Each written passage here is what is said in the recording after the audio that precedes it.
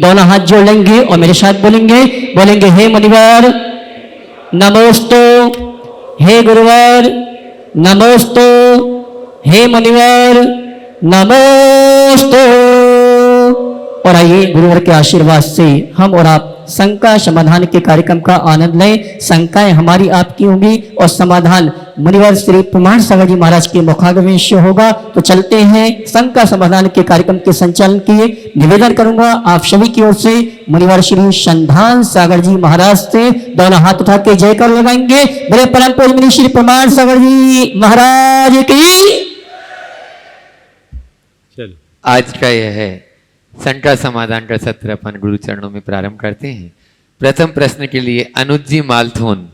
त्रिमुनि राजों के चरणों में कोटिशा नमोस्तु नमोस्तु नमोस्तु महर्षि, और चुलक जी के चरणों में इच्छा में महर्षि। एक जिज्ञासा थी कि आज जो युवा हैं वो नए नए स्टार्टअप स्टार्ट कर रहे हैं, तो उनमें एक कोई स्टार्टअप जैसे किसी ने 1 साल चलाया, 2 साल चलाया और 3 साल चलाया, उसके बाद वो बंद कर देते हैं।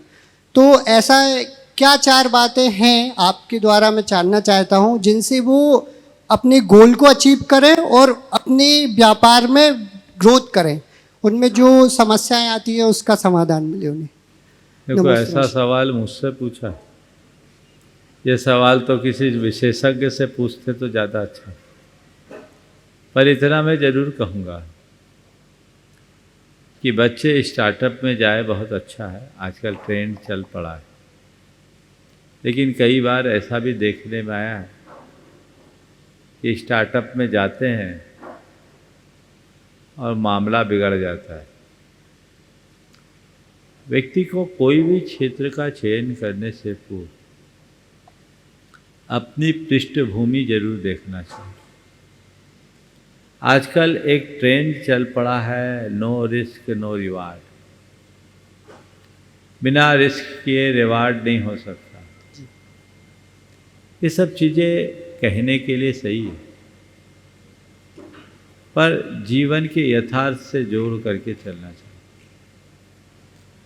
इस तरह के कार्यों में उन्हीं लोगों को आगे आना चाहिए जिनके पास किसी प्रकार की फाइनेंशियल चिंता ना हो, जो फाइनेंशियली स्ट्रांग हो, अथवा जिनको कोई स्ट्रांग फाइनेंशियल सपोर्ट करने वाला। ऐसे लोग यदि किसी क्षेत्र में आगे बढ़ते हैं,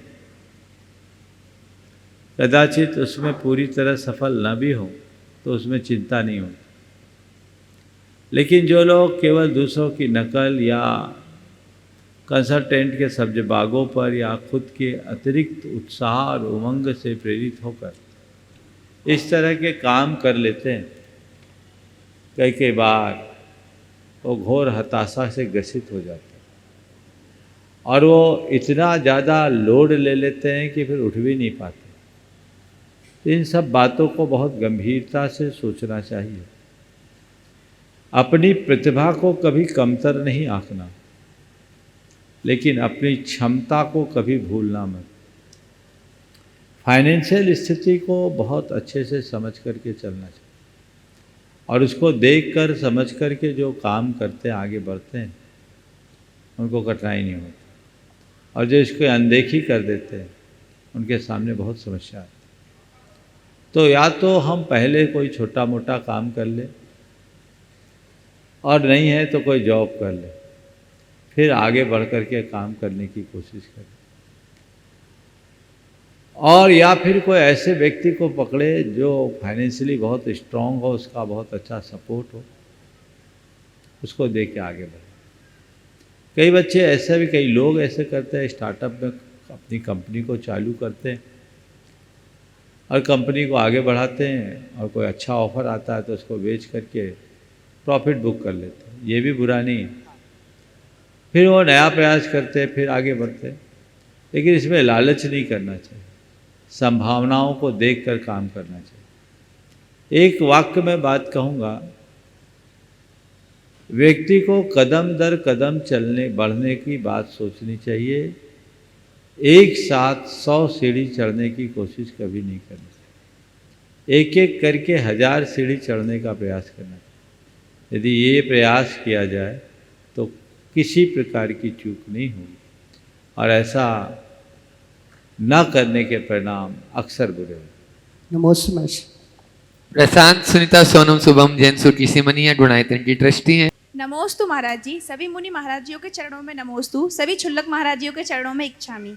महाराज जी, मेरा प्रश्न ये है कि जब हम खुद कुछ टारगेट सेट करते हैं तो उस समय जो नेगेटिव थॉट्स आते हैं कि ये मुझसे नहीं होगा, मैं ये नहीं कर पाऊंगी, कोई क्या कहेगा, तो उस समय वो नेगेटिव थॉट्स को इग्नोर कैसे करें और पॉजिटिव में कैसे कन्वर्ट करें? अपना कॉन्फिडेंस बढ़ाओ तो नेगेटिव थॉट्स कम होंगे। अपने आत्मविश्वास को बढ़ाना चाहिए। प्राय लोग अपने आत्मविश्वास की कमी के कारण इस तरह की मानसिकता से ग्रसित हो जाते।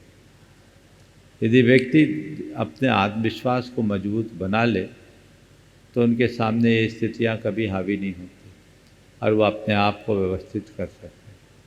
तो धीरे धीरे धीरे धीरे अपने आत्मविश्वास को बढ़ाने का प्रयास करना। नमोस्तु महाराज। रजनी गोदा। स्वामी नमोस्तु नमोस्तु नमोस्तु। भगवान, आज देश में कट्टरता, नक्सलवाद, आतंकवाद और जिहाद बड़ी तेजी से पनप रहा है। जिसमें रोटी छीननी आती है, कपड़े नोचले आते हैं, मकानों पर कब्जा हो जाता है। ऐसी स्थिति में हम अपने धर्म और अपने धर्मायतनों की रक्षा कैसे करें गुरुदेव? देखिए, इस तरह की जो भी प्रवृत्तियां हैं बहुत ही चिंताजनक और गंभीर, और इस विषय में पूरी समाज को, पूरे देश को जागरूक होने की ज़रूरत है। एक ऐसा वातावरण बनाने की ज़रूरत है कि इस तरह की परिस्थितियां निर्मित न हों, और यदि निर्मित हो तो उसका हम अच्छे तरीके से सामना कर सकें। जिसकी लाठी उसकी भैंस जैसी स्थिति एक अच्छे सुशासन का द्योतक नहीं है। हमें जंगल राज से समाज को बचाना चाहिए, और इसके लिए प्रशासनिक पकड़ भी बढ़ानी चाहिए, और इसके लिए प्रशासन को सचेत करना चाहिए। लेकिन गुरुदेव, हम अपने आप को संगठित कैसे करें? अपने आप को सचेत करने के लिए आपको अपने आप को अंदर से स्ट्रांग बनाना होगा, तन से, मन से, धन से, शक्ति से भी, युक्ति से भी। विवेक जी जैन सिंगापुर। नमोस्तु महाराज श्री। महाराज श्री, ये प्रश्न मैं भावना योग शिविर के टाइम पूछना चाहता था, लेकिन किसी कारणवश नहीं पूछ पाया। महाराज जी, कई कंपनियां के नाम सुनते ही साथ उनके विज्ञापन की याद आ जाती है। जैसे कि एक निरमा कंपनी थी, तो वो विज्ञापन याद आ जाता है कि वॉशिंग पाउडर निरमा और दूध सी सफ़ेदी निरमा से आए।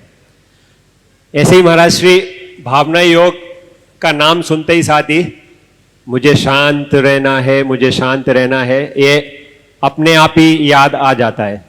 महाराज श्री, मेरा प्रश्न है कि क्रोध कषाय के लिए मुझे शांत रहना है, आपने ऐसा बताया है, क्या मान, माया और लोभ कषाय के लिए भी इसी तरह के 3 मिल सकते हैं? एक सूत्र अपना लो, सब ठीक हो जाएंगे। मुझे सहज रहना,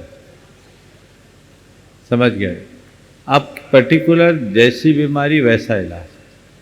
क्रोध के लिए हमने इसलिए कहा क्योंकि इसके मरीज ज़्यादा है।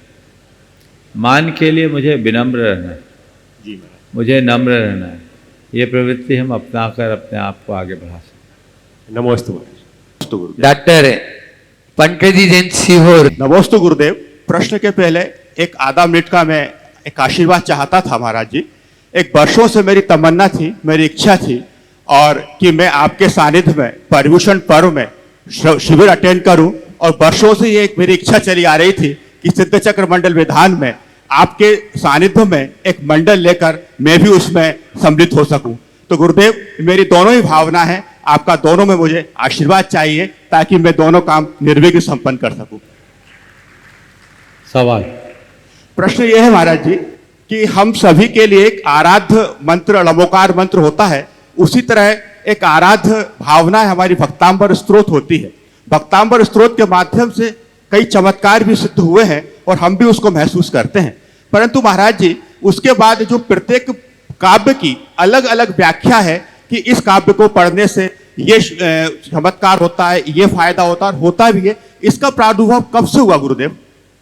ये सब हम लोगों के मानसिकता का फल है। पूरा पढ़ो सब फल मिलेगा, लेकिन लोगों का ध्यान जब इधर उधर भटकने लगा तो इसकी इस तरह से प्रभावना बना दी गई, ये करोगे तो ये होगा, ये करोगे तो ये करोगे, ये करोगे, और सब करो तो सब हो जाएगा, वो जो होगा ही नहीं और किसी तरह की बाधा ही नहीं आएगी। ये प्रयास होना चाहिए। ठीक गुरुदेव। और आपने जो भावना व्यक्त की, अच्छा, इंदौर में मौका है जी महाराज। और सीहोर ज़्यादा दूर नहीं है, लाभ उठाओ।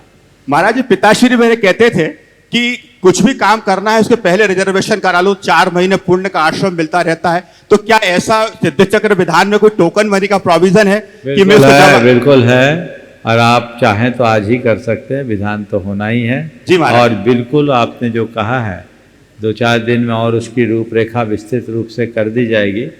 लेकिन जिनको भी सिद्धचक्र महामंडल विधान में अपनी सहभागिता देनी है वो अपना स्थान आरक्षित कर ले और ये तय कर ले कि ये तो होना ही। बहुत सुंदर।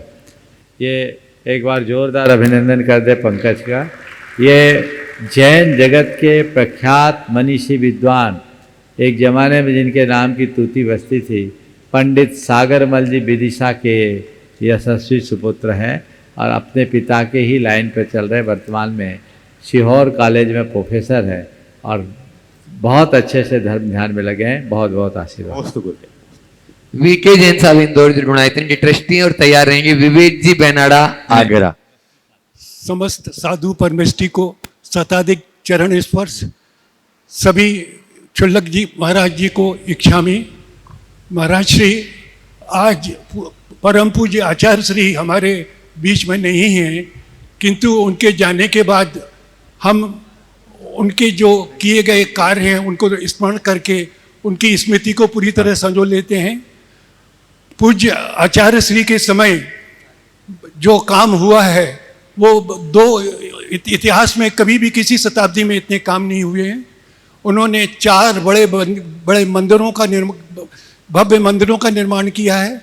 उन्होंने भारत को इंडिया को भारत, अंग्रेजी को हिंदी, हाथ करगा और इतने कार्यक्रम प्रारंभ किए हैं जिसमें हम अपने पूरे भविष्य को संवार सकते हैं, समाज को नई दिशा दे सकते हैं। उनके द्वारा संपादित कार्य को, उनके द्वारा सहयोग साधुओं द्वारा जो किया जा रहा है वो धर्म प्रभावना के क्षेत्र में एक नए इतिहास रचने वाला है। महाराज श्री आपकी परिकल्पना में हमने जो काम देखा है वो आज तक वैसा कार्य कभी नहीं हुआ है। गुणायतन की जो आपने निर्माण और उसकी जो पृष्ठभूमि बनाई है, जिसमें जैन धर्म का पूरा दिग्दर्शन, जैन धर्म के सभी सिद्धांतों का प्रतिपादन और कैसे हर मनुष्य को मुक्ति का मार्ग मिले उसकी कार्रवाई चल रही है। बहुत से कार्यक्रम आप सबके चल रहे हैं। महाराज जी, आज का जो समय है जब हमें एक जैन समाज को एक छाते के अंदर लाना बहुत आवश्यक है और जो काम हम कर रहे हैं उसको एक हमें ऐसी दिशा देनी है ताकि जैन समाज और जैन धर्म पंचम काल के अंत तक कैसे चल सके उसकी भूमिका आज ही बनानी पड़ेगी। महाराज श्री, मेरा प्रश्न केवल ये है कि हमारा भविष्य क्या होना चाहिए और हमें किस तरह से समाज को संगठित होकर किस तरीके से एक छाते के अंदर लाके कैसे अपने भविष्य का निर्माण कर सकें ताकि आज के जो अच्छे कार्य जैन समाज द्वारा किए जा रहे हैं उनको हम आगे भी भविष्य में लगातार चला सकें। पहले तो मैं चाहूँगा एक बार वीके जैन साहब का जोरदार अभिनंदन कर दें। ये 85 की उम्र में भी बहुत सक्रिय है और ये मध्य प्रदेश में लोक स्वास्थ्य अभियंत्रिकी डिपार्टमेंट में इंजीनियर इन चीफ की पोस्ट पे रहे और 2 बार Madhya Pradesh pollution control board के चेयरमैन रहे और इस उम्र में भी ये बहुत अच्छे चिंतक, समाज के निर्माण के विषय में हमेशा विचार करते रहते हैं। मेरे सामने आपने कई प्रकार की विचार व्यक्त किए हैं। आपने समाज के भविष्य को लेकर बहुत सारी चिंताएं व्यक्त की हैं। अभी मैं इस विषय में कुछ भी कहना उचित नहीं समझता, लेकिन मैं इतना ज़रूर कहना चाहूँगा कि हमारे समाज के सभी जवाबदार लोगों को समाज के प्रति गंभीर होने की आवश्यकता और अपेक्षा है और अपनी जिम्मेदारियों को तत्परता से पूर्ण करने की आवश्यकता है। यदि इन बातों को हम देख करके चले और समाज के सर्वतोमुखी विकास को प्रमुखता दें तो हम बहुत कुछ अच्छा कर पाएंगे। ओ नमोस्तु। हाँ, विवेक। रश्मि मुकेश जी सिंह मंदसौर जो जुड़ाइतन की ट्रस्टी और प्रमाणित समूह से जुड़े हुए हैं। महाराज जी, हमारा जैन धर्म भाव प्रधान धर्म है। पिछले दिनों मैंने पढ़ा कि जितने भी पाप और पुण्य बंध होता है वो मन वचन काया में शरीर के माध्यम से सबसे ज़्यादा जघन्य और उत्कृष्ट पुण्य अपन बांधते हैं।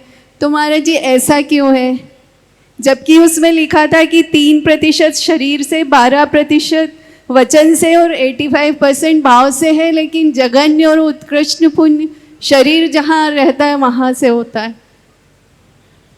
पता नहीं आपने कहाँ पढ़ ली जी। और ये परसेंटेज किसने बताया ये भी मुझे नहीं मालूम। शास्त्रों में ये बात तो कहा गया है कि हमारे लिए जो भी शुभाशुभ का बंध होता है उसमें हमारे मन, वचन और शरीर तीनों का योगदान होता है। जी। ये बात सही है कि शरीर और वचनों की तुलना में मन की भूमिका बड़ी होती है जी। और मन से हम ज़्यादा कार्य कर पाते हैं और मन से ही पुण्य पाप ज़्यादा होता है। जी। लेकिन जघन और उत्कृष्ट दोनों केवल काय से होता है, ये किस संदर्भ में आपने पढ़ा है मुझे नहीं मालूम। जब तक उस संदर्भ को मेरे सामने नहीं रख पाएंगे तब तक मैं कुछ उत्तर नहीं दे पाऊँगा। ठीक है महाराज जी। चलिए। नमोस्तु महाराज जी। विवेक जी बेनाड़ा आगरा। नमोस्तु महाराज जी। महाराज जी, ये हम लोग जो फ्रूट्स खाते हैं इनके अंदर जीव होते हैं 100%। तो जो फ्रूट्स को नेचुरल कोर्स में खाना और उनका जूस निकालना, तो जूस का क्या, जूस को छान के पीना चाहिए या नॉर्मल कोर्स में जैसे जूस निकलाया वैसे ही पीना अपने जैन धर्म के हिसाब से ठीक है? देखिए, वनस्पति को सजीव माना गया है और वह आप सबके लिए खाद्य है, क्योंकि उसके बिना गाड़ी चलेगी। और यदि आप उसका जूस निकाल लेते हैं तो घर्षण से वो अचित्त हो जाता है। इसलिए उसे न तो अलग से गर्म करने की ज़रूरत है न छानने की ज़रूरत। हाँ, उसे उसकी स्वच्छता की दृष्टि से छान ले, कोई भी जादिक ना आए तो ये बात जुदी है, पर छानने की आवश्यकता नहीं। सुबह जी जैन साहब IPS, वे अपना प्रश्न भी रखेंगे और उससे पूर्व अशोक जी दोषी जो अध्यक्ष धर्म प्रभावना समिति के और दिलीप जी रोदा, वे उनका स्वागत सम्मान कर रहे हैं। आप लोग तालियों के साथ उनका साथ दे रहे हैं।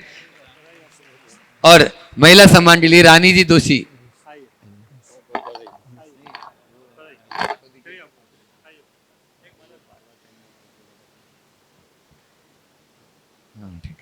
बोलिए सुबह। हाँ, और इनके बाद में तैयार रहेंगे शरद जी सरावगी कटनी जो डुनाइतन की ट्रस्टी हैं। नमोस्तु गुरुदेव, नमोस्तु गुरुदेव, नमोस्तु गुरुदेव। गुरुदेव, जब मैं एक पुलिस अधिकारी के रूप में काम करता हूँ समाज में, तो मुझे समाज के अपराधियों और सबसे ख़राब अंशों के साथ डेली बेसिस पे निपटना होता है। ऐसे में मन में गुरुदेव कई बार क्रोध आता है, कई बार तो गुरुदेव हिंसा का प्रलोभन भी आता है। ऐसे में गुरुदेव कैसे अपने मन के क्रोध, अपने प्रलोभनों पर नियंत्रण रखा जाए और कैसे खुद को शुद्ध बनाए रखा जाए, इसमें हमारा मार्गदर्शन करिए गुरुदेव। पहले तो मैं चाहूँगा एक बार शुभम का, ये विदिशा से हैं और 2020 में 2020 एग्जाम गुरुदेव, 2021 बैच 2021 बैच के IPS हैं और इन दोनों पश्चिम बंगाल के मुर्शिदाबाद डिस्ट्रिक्ट में पदस्थ हैं। हमारे समाज के ऐसी प्रतिभाओं को हमें सतत प्रोत्साहन देना चाहिए। निश्चित आप जो काम कर रहे हैं वो बहुत चुनौती भरा काम है और अभी जहाँ हो वो तो और चुनौती भरा क्षेत्र है, बिल्कुल बॉर्डर पर आप काम कर रहे हैं। मैं वहाँ से गुजर चुका हूँ और वहाँ की एक अलग दास्तान भी मेरे साथ घटी। जहाँ तक हिंसा और प्रलोभन का स्वभाव, सवाल है। प्रशासनिक दायित्व को निभाने में होने वाली हिंसा, आप जैसे प्रोफेशनल्स के लिए हिंसा नहीं है, वो आपके प्रोफेशन का धर्म है। हर व्यक्ति को धर्म के विषय में व्यापकता से समझना चाहिए। एक मेरा आत्मधर्म या व्यक्तिगत धर्म है और दूसरा मेरा प्रोफेशन रिलेटेड धर्म है। वो हमारे राष्ट्रीय और अन्य सामाजिक दायित्वों से भी जुड़ा हुआ है। जब हमें व्यक्तिगत हित और राष्ट्रीय हित दोनों को सामने रखकर देखना पड़ता है, तो जैन धर्म कहता है कि राष्ट्र धर्म तुम्हारे आत्म धर्म से भी बड़ा है। राष्ट्र की रक्षा और समुन्नति के लिए यदि तुम अपने आत्म धर्म को गौण भी करते हो तो कोई बुराई नहीं। तो पहली बात, तुम और तुम जैसे जितने भी ऐसे प्रशासनिक क्षेत्र में काम करने वाले अधिकारी गण हैं, उन सबसे मैं कहूँगा कि अपने प्रोफेशन को प्रोफेशन की तरह संपन्न करें और उसमें होने वाली हिंसा को उस प्रोफेशन का अंग मान करके चले। हाँ, इरादतन हम कोई काम ऐसा ना करें। आप पाप के भागी तब होंगे जब व्यक्ति विशेष को टारगेट बनाकर काम करें। आपके केंद्र में व्यक्ति होगा, उसके प्रति व्यक्तिगत द्वेष होगी, देश की भावना होगी, तो हो सकता है उस पूर्वाग्रही मानसिकता के कारण आप कुछ गलत भी कर बैठो और ये पाप भारी होगा, उससे बचना चाहिए। लेकिन जब आप व्यवस्था को देख कर चल रहे हैं तो वहाँ व्यक्ति नहीं, व्यवस्था को प्रमुखता देनी चाहिए और उस व्यवस्था बनाए रखने के लिए यदि कोई व्यक्ति विशेष टारगेट बनता भी है तो उसे हमें नज़रअंदाज करना पड़ेगा, क्योंकि सवाल एक व्यक्ति का नहीं, पूरी व्यवस्था का है। तो ये बारीकी अगर ध्यान में रखे तो कोई बुराई नहीं, बल्कि इसे भी अपना धर्म मानकर चलो। जहाँ तक प्रलोभन का सवाल है, अगर व्यक्ति अपने प्रति ईमानदार होगा तो ऐसे प्रलोभनों में नहीं फंसेगा और हमें स्वयं के प्रति ईमानदार बनते हुए ऐसे प्रलोभनों से बचना चाहिए जो राष्ट्र हित में भी बाधक हो और हमारे व्यक्तिगत जीवन के लिए भी अभिशाप बने। बहुत बहुत आशीर्वाद। नमस्ते गुरुदेव। शरद जी सरावगी कटनी। गुरु जी को त्रिवार नमोस्तु सभी गुरुओं को। गुरु जी, मैं आपसे ऐसा आशीर्वाद चाहता हूँ कि मेरे देव शास्त्र गुरु की भक्ति में जैसा मन अभी तक लगा है, आगे भी लगा रहे, मैं ऐसा आशीर्वाद चाहता हूँ। गुरु जी, मेरा क्वेश्चन ये है कि आज के भौतिकवाद युग में, विज्ञापन के युग में ऐसा अम्बंडर चालू हो रखा है, लगभग 2000 आइटम प्रतिदिन मार्केट में लॉन्च हो रहे हैं और विज्ञापन होता है तो तुरंत लेने शुरू जाते हैं, जिनका हमको कोई उपयोग नहीं है, जो हमारा आदिकाल से कोई जरूरत नहीं है, चाहे डिओडोरेंट हो, लिपस्टिक हो, बल्कि बिंदी चली जा रही है, लिपस्टिक आगे बढ़ जा रही है, लाखों करोड़ों का कारोबार हो रहा है। तो मैं महाराज जी इस बारे में ज़्यादा चीज़ों का नाम नहीं ले रहा हूँ, पर तो कोई चीज़ कोई उपयोगी नहीं है। बाथरूम के कपड़े अलग, चप्पल अलग, जूता अलग, ये क्या हो रहा है महाराज जी? ऐसा मैं आपको कैसे संदेश चाहता हूँ कि आप इस संदेश के मार्फत बताएं। देखो भाई, ये उपभोक्तावादी युग है, इसे ही कंज्यूमरिज्म कहते हैं, जहां और उपभोक्ता की आकांक्षा को जगा दी जाए। दूसरे शब्द में कहूं कि गंजे को भी कंघी बेच दी जाए, जिसके सिर में एक भी बाल नहीं है, उसको भी ऐसा बता बता कर कि इसका इस्तेमाल करो बाल उग जाएंगे, उसका नाम है कंज्यूमरिज्म। समझ गए? ये होता है, हर युग में होता है, और इसमें लोग अक्सर धोखा खाते हैं। तुम्हारे सवाल के जवाब में एक प्रसंग मैं कहूँगा, और मैं समझता हूँ उसमें सारी बात आ जाएगी। एक आदमी मरा सपने में, और मर करके यमलोक में पहुंचा। उसका लेखा जोखा देखा गया, पुण्य पाप दोनों बराबर था। यमलोक के अधिकारी ने कहा कि भैया तुम्हारा पुण्य पाप दोनों बराबर है, तुम ये बताओ कहाँ रहना चाहोगे, स्वर्ग में रहना पसंद करोगे या नरक में जाना पसंद? वो थोड़ा पसोपेश में पड़ गया, क्या चुनूं? तो यमलोक के अधिकारी ने कहा एक काम करो, तुम दोनों जगह घूम आओ, उसके बाद तुम जहाँ चाहोगे वहाँ हम तुम्हें शिफ्ट कर दें। वो गया,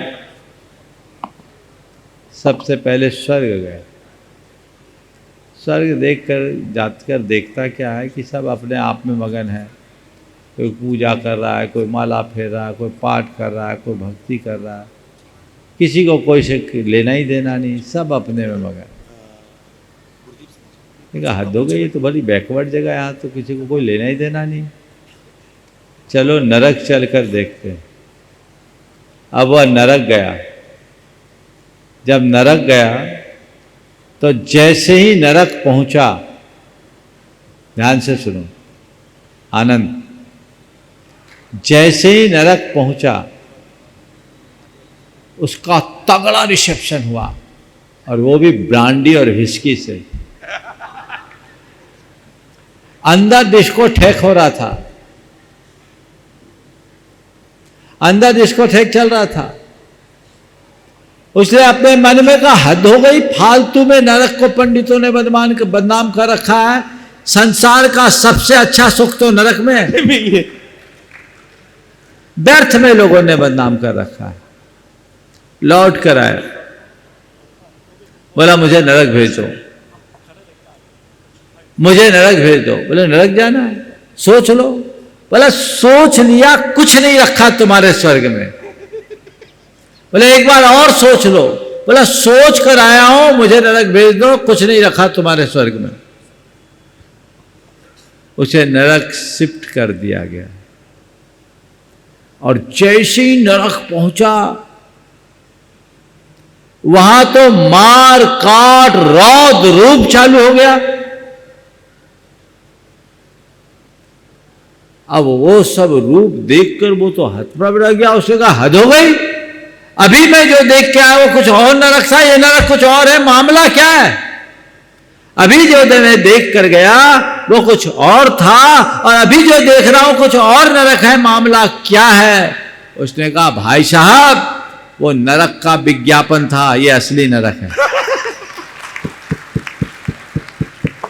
यही हाल है, इसलिए इन सब चीजों में मत उलझो। बहुत पहले किसी की पंक्तियां पढ़ी थी, फिसलो न यारो ऊपर की सफाई पर, फिसलो न यारो ऊपर की सफाई पर, बर्क चांदी का चढ़ा है गोबर की मिठाई पर। समझ गए? नमोस्तु गुरुदेव, नमोस्तु। हाँ। अपने बीच में सिख समाज से विजय जी दवे जी, नगर सुरक्षा समिति थाना संयोजक मानिंद्र सिंह जी सलूजा, गुरु नानक निष्काम सेवा समिति से अजीत सिंह जी होरा जी, राजवीर सिंह जी भाटिया जी, और ये सब चिंतन बाकी वाला के साथ में जो बॉलीवुड सिंगर है उनके साथ में आए हैं। जोरदार तालियों से उनका स्वागत अभिनंदन कर दें। हाँ, जो डोनाइटन ट्रस्टी भी हैं, चिंतन बाकी वाला, और प्रश्न करेंगे विजय जी दबे। एक ही प्रश्न कर लें तो अच्छा रहेगा ताकि औरों को भी लाभ मिल जाए। गुरुदेव नमोस्तु।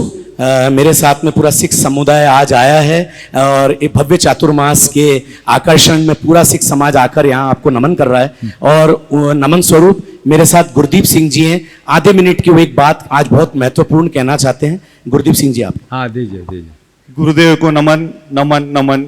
मैं आज गुरदीप सिंह सिख समाज की तरफ से जैन समाज का धन्यवाद ऋणी हूँ। ये गुरु इतिहास में दर्ज है, जो सिखों के 10वें गुरु उनके छोटे साहिबजादों को शहीदियाँ दी गई थी, उसके अंतिम संस्कार के लिए जो जमीन दी गई थी, टोडरमल जी जो जैन समाज से थे, उन्होंने पूरी राशि दी थी सरहंद के पास। मैं उस तरफ से आपको धन्यवाद करना चाहता हूँ। अभी आपने जो बात कही, ये बात पूरे देश को जानना चाहिए कि सिखों का जैनों के साथ बहुत पुराना नाता रहा है।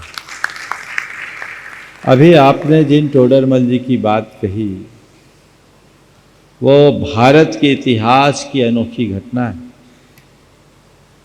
जब साहबजादों का, गुरु गोविंद सिंह के बेटे थे ना, हाँ, उनके अंतिम संस्कार के लिए जगह देने की बात आई, तो सामने वाले ने कहा कि उनके अंतिम संस्कार के लिए हम जगह तब देंगे जब उस जगह को सोने के मोहरों से नापा जाए। कौन उतना पैसा दे? उस समय जैन जगत के एक उदार मना श्रावक थे, सेठ टोडरमल, उन्होंने कहा मैं दूंगा। अब जब वो देने को आए तो फिर अड़ंगा डालने के लिए उन्होंने कहा आप खड़े सिक्के लगाएगा तो देंगे। अब आप अनुमान लगा सकते हैं आड़े सिक्के और खड़े सिक्के में क्या अंतर।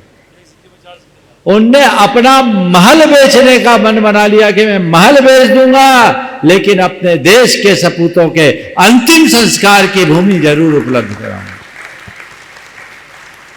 और अपना महल बेचकर उनने खड़े सिक्के वहां लगवाकर वो 8 फीट बाय 8 फीट की जगह वहां दिलाई जहां अंतिम संस्कार हुआ, और एक बहुत बड़े उदाहरण को प्रस्तुत किया।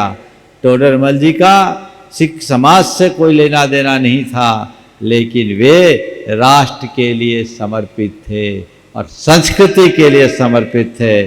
सिखों को अपना भाई समझते थे और गुरु गोविंद सिंह को देश की सुरक्षा का प्रहरी मानते थे, इसलिए उन्होंने ऐसा किया। एक पल नहीं लगी। अभी थोड़ी देर पहले मैंने बात कही कि जैन धर्म में राष्ट्र धर्म को आत्म धर्म से ऊंचा माना गया है, और जैनियों का इतिहास है कि राष्ट्र के लिए जब भी मौका आया है, जैनियों ने अपना सर्वस्व समर्पित किया है। और इसी कारण कभी टोडरमल जी के रूप में, तो कभी भामा शाह के रूप में, तो कभी जगड़ू शाह के रूप में अपना खजाना लुटाया है। जैनों ने पैसा कमाया है तो समाज के लिए और राष्ट्र के लिए उदारता से लगाया भी है। ये जैनियों की सबसे बड़ी विशेषता रही। उनने जितनी तत्परता से कमाया उतनी ही उदारता से लगाया। और एक रहस्य और बताता हूँ, आपके पटना साहब जो गुरु गोविंद सिंह का जन्म स्थल है, मैं वहाँ गया। आपको पता है पटना साहब का जो मंदिर बना है और गुरु गोविंद सिंह का जहाँ जन्म हुआ वो भी एक जैन के घर में हुआ। कोई जोहरी थे, नाम मैं थोड़ा भूल रहा हूँ। वो जैन के घर में हुआ। गुरु गोविंद सिंह जब वहाँ से जा रहे थे, उनको आसाम जाना था, लेकिन गुप्त रूप से उनके घर में रहे। गुरु गोविंद सिंह के पिता शायद तेग बहादुर जी थे, तेग बहादुर जी, और वो वहीं रहे गुप्त रूप से, और वहीं पर गुरु गोविंद सिंह का जन्म हुआ। बाद में वो आसाम गए थे और तब उन्होंने उनके जन्म स्थल को वहाँ पटना साहब के निर्माण के लिए अर्पित कर दिया। और आज भी पटना साहब के बाजू में ही जैन मंदिर भी है। अभी 3 वर्ष पहले मैं वहाँ गया था और वहाँ आपके उस पूरे के पूरे संगत ने बहुत ही सहयोग किया था। ये बात मुझे वहाँ जाने के बाद मालूम पड़ी। तो ये जानकारी पूरी सिख समाज और जैन समाज को होनी चाहिए और एक दूसरे के साथ इसी प्रकार मिलजुल कर सौहार्द मूलक जीवन जीना चाहिए, ये भाव होना चाहिए। नमोस्तु महाराज श्री, चूंकि जैन समाज एक अहिंसावादी समाज है, परंतु अन्य समाजों में भ्रूण हत्या, दारू अर्थात मद्यपान इत्यादि बुराइयां बहुत बढ़ गई है, जिससे सामाजिक व्यवस्था पूरी तरह ध्वस्त हो चुकी है। 100 में से 20 युवा कुंवारे मर रहे हैं। सामाजिक बुराइयों को दूर किए बिना हम विश्व गुरु कैसे बनेंगे? कृपया मार्गदर्शन कर अनुग्रहित करें। बहुत बहुत अच्छा सवाल आपने उपस्थित किया है और आज एक साथ पूरे सिख समाज को देखकर मन बहुत हर्षित है। अब जो सवाल आया, भ्रूण हत्या, नशाखोरी जैसी दुष्प्रवृत्तियों से समाज को कैसे बचाया जाए, इसके लिए हमें एक व्यापक अभियान छेड़ने की जरूरत है। जहाँ तक भ्रूण हत्या का सवाल है, हमें हर व्यक्ति के हृदय में करुणा जगाने की ज़रूरत है और हर माँ बाप को यह बताने की ज़रूरत है कि पेट में पलने वाला जो भ्रूण है वो कोई साधारण भ्रूण नहीं, तुम्हारे जिगर का टुकड़ा है। उस टुकड़े के टुकड़ा करना घोर अनर्थ है। अपने ही खून का खून करना महापाप है। ये कोई हिंसा नहीं, ये तो हत्या है। और हत्या भी केवल एक व्यक्ति की नहीं, ये हत्या है वंश की, ये हत्या है करुणा की, ये हत्या है संवेदना की, ये हत्या है मानवता की, ये हत्या है धर्म की। ये पाठ लोगों को सिखाना है। और कई ऐसे उदाहरण आए मेरे सामने। आपने बहुत महत्वपूर्ण प्रश्न छेड़ा है। जो सवाल है ये बहुत गंभीर है। मैं उदयपुर में था, एक महिला आई, उसके साथ उसके 17-18 साल का एक बेटा था। दर्शन करते समय कहा कि महाराज जी, इसका इस वर्ष IIT में सिलेक्शन हुआ है और हम इसे बॉम्बे में भर्ती करने जा रहे हैं। बॉम्बे IIT में हुआ है। उसके बाद बेटे को भेजा और बेटा जैसे बाहर गया फूट फूट कर रोने लगी। उसे इतना भाव विवल देखकर मुझे थोड़ा आश्चर्य सा हुआ। मैंने पूछा क्या बात? उसने कहा महाराज जी, मेरा हृदय बहुत अपराध बोध से ग्रसित है। ये बच्चा जब मेरे पेट में था, चूँकि मेरी 3 बेटियां पहले से थी, चौथा ये आ गया था। मैंने सोनोग्राफी कराया, सबके दबाव में वो बेटी निकली, तो इसका एबॉर्शन कराने का मन बना लिया। मेरे पति का भी मेरे ऊपर बहुत दबाव था। महाराज मैं एबॉर्शन कराने के लिए चले गई, पर जो डॉक्टरनी थी वो जैन थी।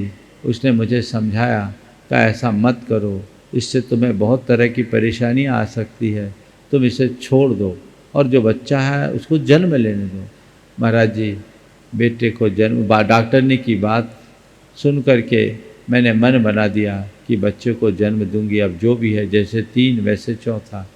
पर महाराज मेरा उस समय आश्चर्य का ठिकाना नहीं रहा कि जब बच्चा हुआ तो बेटा हुआ। और महाराज इतना होनहार बेटा, इतना, इसने बिना ट्यूशन के पहले अटेम्प्ट में IIT निकाला और महाराज ये 35 रैंक आया। इतना ब्रिलियंट लड़का। अब जब मैं इसको देखती हूँ तो मुझे लगता है मैं तो इसकी हत्यारिन बन रही थी, मैं इसकी हत्या करने वाली थी। कितना जघन्य अपराध मुझसे होता। महाराज जी, मैं अपने आप को माफ नहीं कर पा रही हूँ, आप मुझे प्रायश्चित दें। ये एक उदाहरण ऐसा एक नहीं, अनेक माताओं के साथ ऐसा होता है। कईयों की तो कोख ही हमेशा को चले गई। इसलिए इस बात को हमेशा समझिए और अपने जीवन को बचाइए। मैं तो एक ही बात कहता हूँ, इस तरह की क्रूर वृत्ति के विरुद्ध समाज में जागरूकता आनी चाहिए। तुम्हारे गोद में पलने वाले बेटे के प्रति तुम्हारे मन में असीम प्यार होता है और कोख में पलने वाले की हत्या, ये कैसी मानवता, ये कैसा मातृत्व हर माँ को समझना चाहिए। और जब इन बातों के प्रति हम जागरूकता लाएं तो समाज में बहुत बड़ा परिवर्तन आ सकता है। व्यसन मुक्ति के लिए भी एक अभियान चलाना चाहिए। नशा मुक्ति के विरुद्ध जब तक हम अभियान नहीं चलाएंगे, खासकर युवाओं में जागरूकता नहीं लाएंगे, तब तक परिवर्तन नहीं आएगा। आज हमारी समाज बहुत तेज़ी से पथभ्रष्ट हो रही है और रिपोर्टों के अनुसार पंजाब तो नशा का बहुत बड़ा गढ़ बनता जा रहा है। तो ये बड़ी चिंता है। कोई एक प्रांत की बात नहीं, कोई एक वर्ग की बात नहीं, पूरे कुएं में भांग पड़ी हुई, पूरी समाज इससे प्रभावित है। खासकर हमारी समाज की जो सबसे बड़ी ताकत है युवा वर्ग, युवा वर्ग व्यसनों की शिकार बन रहा, युवा वर्ग व्यसनों का शिकार बन रहा है। ये बहुत गंभीर चिंता का विषय है।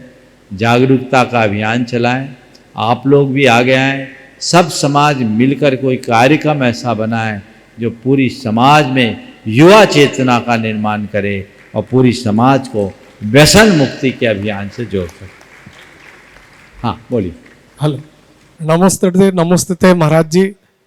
आपका करुणामय जो शब्द सुन के मैं भाव विभोर हो गया हूँ और आपसे प्रेरणा लेके आज हम सब यहाँ से जाएंगे। जो कुछ आपने शिक्षा दी है वो दिल से, हृदय से मैं उसका आभार व्यक्त करता हूँ और पूरा सिख समाज आज यहाँ मौजूद है और आपका आभार व्यक्त करता है। जय गुरु जी।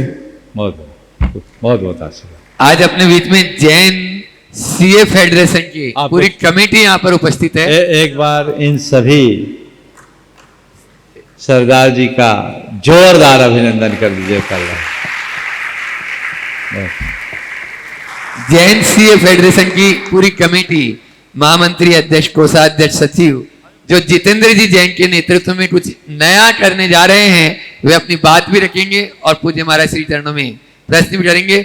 नमस्ते महाराज जी। महाराज जी, हम जैन चार्टर्ड अकाउंटेंट फेडरेशन से सारे जैन चार्टर्ड अकाउंटेंट कल आपके समक्ष आके अपने शंका के समाधान और आपसे आशीर्वाद चाहते हैं। देखिए, बहुत अच्छी बात है। आज कई दिनों से मेरे पास निवेदन था और कल के शंका समाधान के सत्र में मुझे जैसे जानकारी दी गई, बहुत सारे चार्टर्ड अकाउंटेंट्स एक साथ यहाँ एकत्रित होंगे, तो मैं आपकी बात में अपनी ओर से सम्मति प्रदान करता हूँ। और कल का शंका समाधान का सत्र थोड़ा लंबा होगा और पूरी तरह से चार्टर्ड अकाउंटेंट्स के लिए समर्पित रहेगा।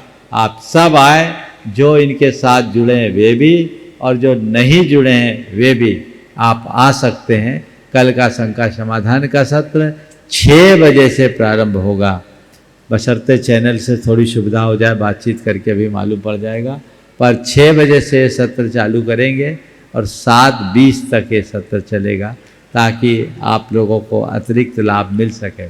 ऐसे ही परसों 22 तारीख को एक विशेष कार्यक्रम यहाँ पर है, जो यहाँ के अभिभाषक संघ के ओर से एक कार्यक्रम प्रस्तावित है और मुझे जानकारी दी गई कि 22 तारीख को 4:30 बजे से 6 बजे तक 1.5 घंटे का एक विशेष सत्र सारे अभिभाषकों और न्यायाधीशों के बीच होगा, जिसमें जिला न्यायालय और उच्च न्यायालय के न्यायाधीश और अधिवक्तागण सम्मिलित होंगे और उनके बीच एक विशेष प्रवचन है और वो प्रवचन का विषय है न्याय व्यवस्था और धर्म। इस विषय पर उद्बोधन और साथ ही साथ प्रश्नोत्तर भी होगा और उस दिन शंका समाधान न होकर 4:30 से 6 बजे तक का एक कार्यक्रम होगा। इसलिए जो भी आए 22 तारीख को 4:30 से 6 से 10-5 मिनट ऊपर भी हो सकता है, इस सत्र का लाभ लेंगे और ये कार्यक्रम शंका समाधान में अपने निर्धारित समय पर प्रसारित होगा।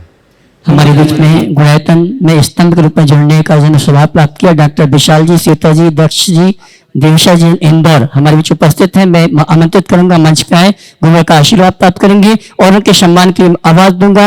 हमारे गुणायतन के समय संरक्षक भाई हर्ष जी और तृप्ति जी यहाँ गुणायतन परिवार की ओर से हमारे सम्माननीय गुणायतन स्तंभ परिवार डॉक्टर विशाल जी शेता जी का गुणायतन परिवार की ओर से सम्मान का कार्य संपन्न करेंगे। आइए